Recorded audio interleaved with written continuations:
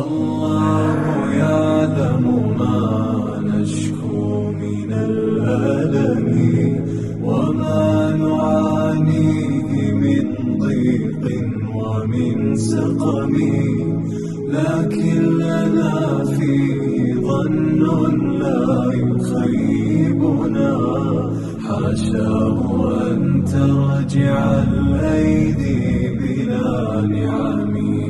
كم جاد من فضله قبل السؤال. الحمد لله والصلاة والسلام على رسول الله صلى الله عليه وسلم. Bugun muborak Ramazon oyining 29-kuni chorshanba. Alloh taolo aytadi: yoki ocharchilik kunida taom berishlik.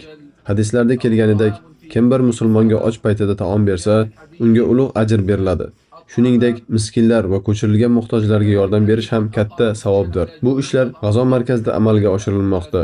Avvalo Allohga hamd aytamiz. So'ngra esa saxovatli birodarlarimiz, o'zbek birodarlariga tashakkur aytamiz.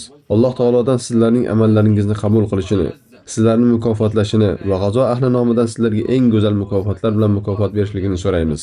Butun olamlar Parvardigori Allohga hamd bo'lsin.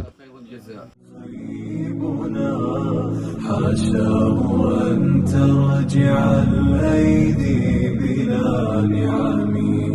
كم جاد من فضله قبل السؤال وكم أعطى وأغنى بمحض الجود والكرم.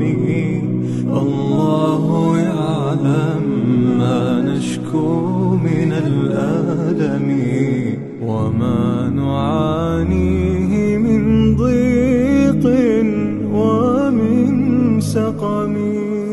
الله يعلم ما نشكو من الألم وما نعانيه من ضيق ومن سقم، لكن لنا فيه ظن لا يخيبنا، حاشاه أن ترجع الأيدي بلا نعم.